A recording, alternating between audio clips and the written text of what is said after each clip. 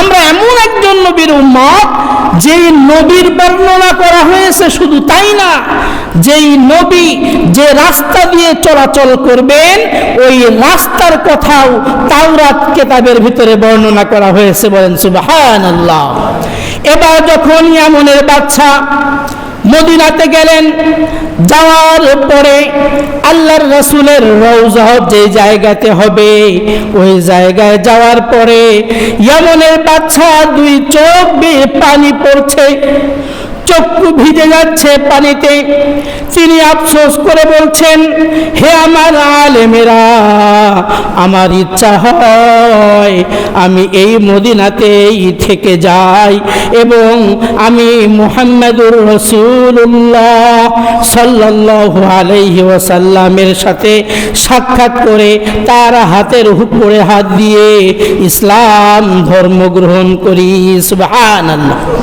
1000 বছর আগে তিনি এই আশা করতেছেন, কিন্তু এই আশা কি পূর্ণ হবে? মুহাম্মদুর রাসূলুল্লাহ সাল্লাল্লাহু আলাইহি ওয়াসাল্লাম তিনি পৃথিবীতে আসার 1000 বছর আগে ইয়ামন নামক একটি শহর আছে, এই ইয়ামিনের বাদশা তুব্বায়ে আউয়াল হিময়ারি নামক বাদশা, তিনি তিনার 400 আলেম, এই 400 আলেমকে সাথে নিয়ে তিনি বৈঠক করলেন।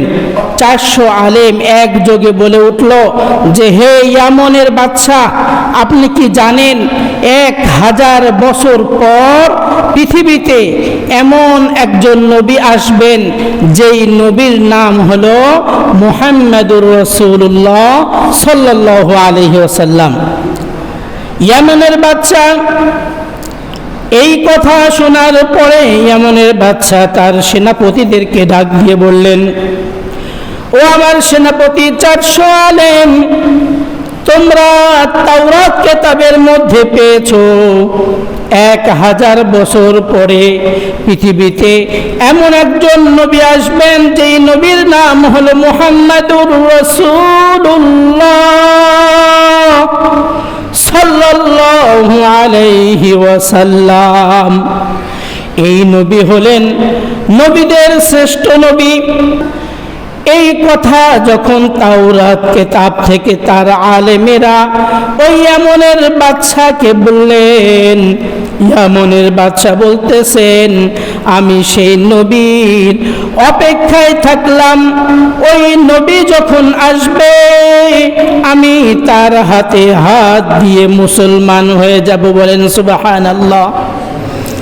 ইয়ামনের বাদশা 1000 বছর পর্যন্ত অপেক্ষা করবেন, এটা কি সম্ভব? এইটা সম্ভব না। এই জন্য ইয়ামনের বাদশা বললেন, যেই নবী পৃথিবীতে আসবে ওই নবী জন্মগ্রহণ করবে কোন জায়গায় তুমি বলো। এবার একজন আলেম তাওরাত কিতাব পড়ে জানালেন, মুহাম্মদুর রাসূলুল্লাহ সাল্লাল্লাহু আলাইহি ওয়াসাল্লাম পৃথিবীতে আসবেন মক্কা নগরীতে। কোথায় আসবেন? মক্কা নগরীতে আল্লাহর রাসূলের জন্ম হবে। ইয়ামনের বাদশা তার 400 আলেমকে সাথে নিয়ে মক্কা নগরীতে রওনা হয়ে গেল। মক্কা নগরীতে রওনা হয়ে আল্লাহর রাসূলের জন্মস্থান মক্কা নগরীতে সে আল্লাহর রাসূলের জন্মের জায়গা পরিদর্শন করবেন। এই জন্য ইয়ামনের বাদশা আগেই খবর পাঠিয়ে দিয়েছে, মক্কা নগরীর অলিতে গলিতে জানিয়ে দাও, আমি ইয়ামনের বাদশা, আমি মক্কায় আসতেছি, সবাইকে জানিয়ে দাও, সবাই যেন জানে আমি বাদশা মুহাম্মদের জন্মস্থান দেখতে যাচ্ছি। এই কথা যখন আগেই জানিয়ে দেওয়া হলো, এবার এই ইয়ামনের বাদশা যখন মক্কা নগরীতে গেলেন, যাওয়ার পর একটা কাজ দেখে অবাক হয়ে গেলেন। তিনি দেখলেন যে মক্কা নগরীর কোনো মানুষ তাকে সম্মান করার জন্য ঘর থেকে বের হয় না। এইটা দেখার পরে ইয়ামনের বাদশা তিনি গোসা হয়ে গেলেন। বলছেন কি ব্যাপার, আগে থেকে জানিয়ে দেওয়া হয়েছিল, তবুও কেন মক্কা নগরীর মানুষেরা ঘর থেকে বের হয় নাই, কেন আমাকে সম্মান জানাই নাই, তারা কেন আমাকে সংবর্ধনা জানায়নি? তখন তার সাথের আলেমেরা বললেন, হে মনের বাচ্চা, আপনি জানেন না মক্কা নগরীতে এমন একটা ঘর আছে, যেই ঘর, এই ঘরের ইবাদত মক্কা নগরীর মানুষেরা করে, এই ঘরের সম্মান সবচাইতে তাদের কাছে বেশি, এর চাইতে বেশি কোনো মানুষের সম্মান তাদের কাছে নাই। শুধু কাবা ঘরের সম্মান তারা করে, অন্য কোনো মানুষের সম্মান তারা করে না। তখন ইয়ামনের বাদশা অবাক হয়ে গেলেন যে কাবা ঘর নামক একটা ঘর আছে, আর সেই ঘরের সম্মান তারা করে, আর যার কারণে আমি ইয়ামনের বাদশা, ইয়ামন নামক একটা শহর, এত বড় একটা শহর, আর এই শহরের বাদশা হওয়া সত্ত্বেও আমাকে তারা সম্মান করেনি, আমি ওই ঘরটা ভেঙে ফেলব।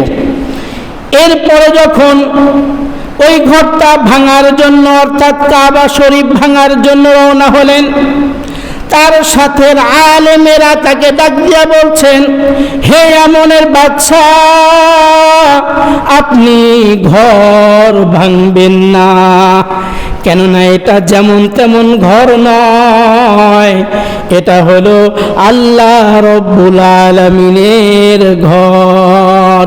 সুবহানাল্লাহ, এটা যেমন তেমন ঘর নয়। এবার যখন ইয়ামনের বাদশা হাত বাড়াইলেন ওই ঘরটা ভাঙার জন্য, সঙ্গে সঙ্গে তার মুখ এবং নাক দিয়ে রক্ত বের হওয়া শুরু হলো, নাক দিয়ে মুখ দিয়ে রক্ত বের হওয়া শুরু হলো। অজ্ঞান হয়ে গেছেন। যখন জ্ঞান ফিরছে, তার সাথী তাওরাতের আলেমেরা তাকে ডাক দিয়ে বলছেন, হে ইয়ামনের বাদশা, আপনি অজ্ঞান হয়ে গেছেন এই ঘর ভাঙার চিন্তা মাথায় নিয়ে আসার কারণে, অতএব আপনি এই ঘর কখনোই ভাঙতে পারবেন না।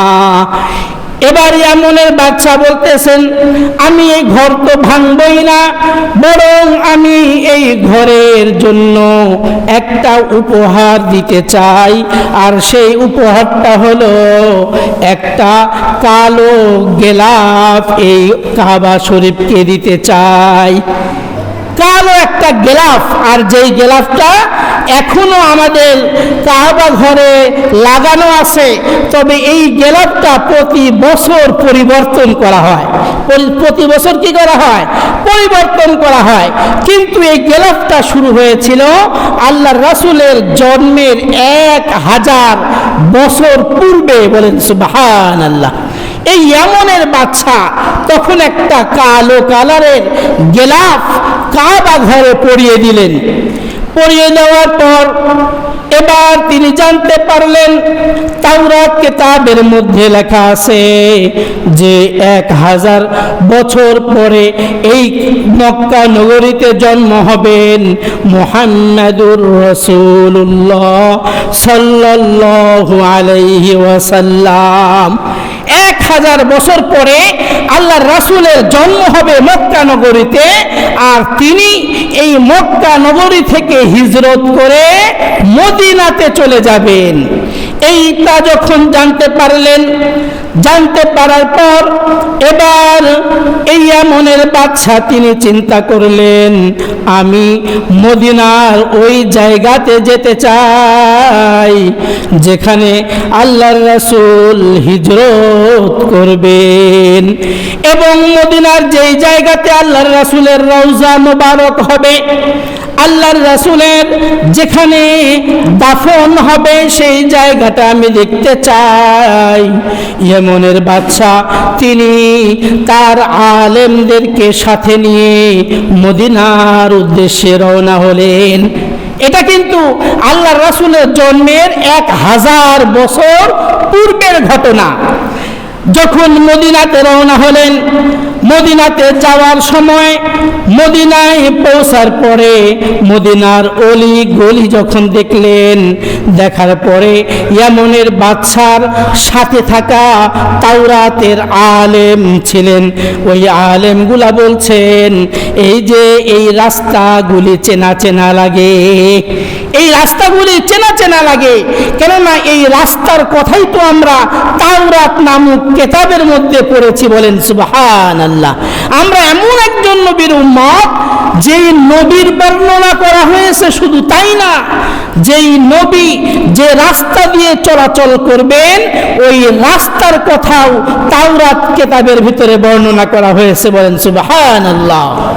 এবার যখন ইয়ামনের বাদশা মদিনাতে গেলেন, যাওয়ার পরে আল্লাহর রাসূলের রওজা যে জায়গাতে হবে ওই জায়গায় যাওয়ার পরে ইয়ামনের বাদশা দুই চোখ বেয়ে পানি পড়ছে, চক্ষু ভিজে যাচ্ছে পানিতে। তিনি আফসোস করে বলছেন, হে আমার আলেমেরা, আমার ইচ্ছা হয় আমি এই মদিনাতেই থেকে যাই এবং আমি মুহাম্মদুর রাসূলুল্লাহ সাল্লাল্লাহু আলাইহি ওয়াসাল্লামের সাথে সাক্ষাৎ করে তার হাতের উপরে হাত দিয়ে ইসলাম ধর্ম গ্রহণ করি। সুবহানাল্লাহ। 1000 বছর আগে তিনি এই আশা করতেছেন, কিন্তু এই আশা কি পূর্ণ হবে? 1000 বছর পর্যন্ত তো তিনি জীবিত থাকবেন না। এবার ইয়ামনের বাদশা বললেন, হে আমার আলেমেরা, তোমরা কি করবে বলো? 400 আলেমকে সাথে নিয়ে মদিনার উদ্দেশ্যে রওনা হয়েছিলেন।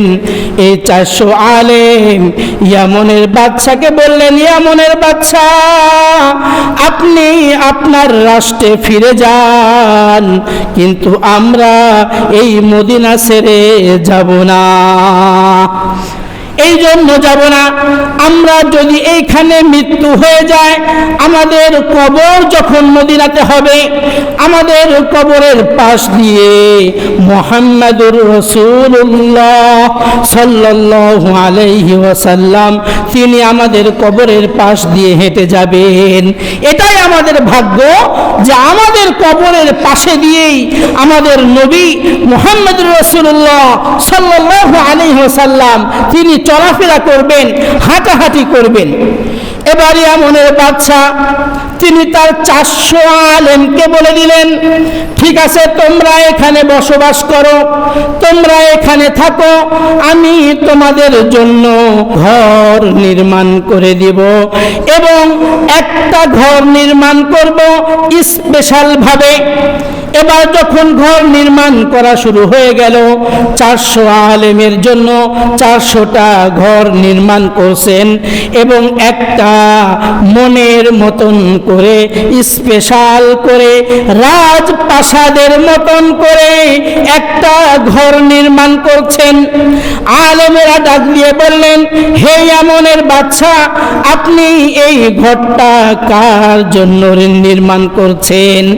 এবার তিনি বলছেন, আমি এই ঘরটা নির্মাণ করছি 1000 বছর পর আমাদের নবী মুহাম্মদুর রাসূলুল্লাহ সাল্লাল্লাহু আলাইহি ওয়াসাল্লাম যখন মক্কা থেকে হিজরত করে মদিনায় যাবেন, তিনি যেন অন্য কারো ঘরে না থাকেন, তিনি যেন তার নিজস্ব বাড়িতেই থাকেন, তার নামে একটা ঘর বানাইতেছি। বলেন সুবহানাল্লাহ। আল্লাহর রাসূলের নামে 1000 বছর আগে ঘর নির্মাণ করলেন। এবার যখন আল্লাহর রাসূল মদিনাতে চলে গেলেন, মদিনাতে যাওয়ার পর তিনি একটা মসজিদ নির্মাণ করেন, আর সেই মসজিদের নাম হলো মসজিদে কুবা। এই মসজিদে আল্লাহর রাসূল বলেন, যদি কোনো ব্যক্তি 2 রাকাত নামাজ পড়ে তাহলে তার আমল নামায় একটা উমরা হজের সওয়াব দিয়ে দেন। সুবহানাল্লাহ। এই মসজিদে যখন তিনি গেলেন, যাওয়ার পরে তিনি নামাজ পড়ার পরে সবাই সবার সাথে মদিনার সবার সাথে দেখা করছেন। মদিনায় চারিদিকে হই হুল্লো শুরু হয়ে গেল যে মুহাম্মদ এসেছে মক্কা থেকে মদিনায়, সবাই আল্লাহ রাসূলের সঙ্গে দেখা করতে যাচ্ছে। আবু আইয়ুব আনসারী ইনি ওই ব্যক্তি, যেই ব্যক্তি ইয়ামনের বাদশাহ 1000 বছর আগে যখন আল্লাহর রাসূলের জন্য একটা ঘর নির্মাণ করেছিলেন, তিনি বলেছিলেন আমি 1000 বছর পরে আল্লাহর রাসূল দুনিয়াতে আসবে, আমি তার সাক্ষাৎ পাবো না, কিন্তু আমি মদিনায় একটা ঘর নির্মাণ করে যাচ্ছি। আল্লাহর রাসূল মক্কা থেকে যখন মদিনায় আসবেন, তিনি যেন আমার নির্মাণ করা এই ঘরে তিনি অবস্থান করেন। তবে এই ঘরের চাবিটা তিনি তার যে আলেম ছিল একজন, ওই আলেমকে দিয়েছিলেন আর বলেছিলেন যে তুমি যখন মারা যাবে তোমার সন্তানকে বলে দিবে যেন এই চাবিটা তার সন্তানকে দেয়, এবং নসিহত করবে সে যখন মারা যাবে সে যেন তার সন্তানকে দেয়। এইভাবে 1000 বছর পর এই চাবির দায়িত্ব এসেছিল আবু আইয়ুব আনসারী রাদিয়াল্লাহু তাআলা আনহু তার কাছে। তো তিনি আল্লাহর রাসূলের আগমন শুনে আল্লাহর রাসূলের ঘরটা তিনি পরিষ্কার করতেছেন। এবার আল্লাহর রাসূলকে সকল সাহাবীরা বলছে, ইয়া রাসূলুল্লাহ আপনি আমার বাড়িতে আসেন। কেউ বলছে আমার বাড়িতে আসেন, কেউ বলছে ইয়া রাসূলুল্লাহ আমার অনেক বাড়ি আছে, আপনি আমার বাড়িতে অবস্থান নেন। আল্লাহর রাসূল বললেন আমি কারো বাড়িতে যাব না, আমি যে উটে চড়ে আছি আমার উট যেখানে গিয়ে থামবে সেখানে আমি থামবো এবং সেই বাড়িতেই আমি অবস্থান করব। আল্লাহ তাআলা আল্লাহর হুকুমে ওই উটটা গিয়ে থামলেন 1000 বছর আগে নির্মিত ইয়ামনের বাদশার সেই ঘরে, এবং সেই ঘরে যখন আল্লাহ রাসূল গেলেন, যাওয়ার পর আল্লাহ রাসূলের কাছে ঘরের চাবি এবং ইয়ামনের বাদশার রেখে যাওয়া একটা চিঠি আল্লাহ রাসূলের কাছে দেওয়া হলো। চিঠি খুলে দেখেন আল্লাহর রাসূল তিনি দেখলেন ইয়ামনের বাদশা লিখে গেছেন, ইয়া রাসূলুল্লাহ ইয়া হাবিবাল্লাহ আমি আপনার সাক্ষাৎ পাবো না, আমি জানি আপনি আমার নির্মিত এই ঘরে অবস্থান করবেন, তবে আমি 1000 বছর আগেই আপনার হাতে হাত দিয়ে মুসলমান হয়ে গেছি। সুবহানাল্লাহ, ইয়া রাসূলুল্লাহ আপনি আমাকে মুসলমান বানিয়ে দিন, আমি ইসলাম ধর্ম গ্রহণ করেছি এবং আপনার জন্য এই ঘরটা নির্মাণ করেছি।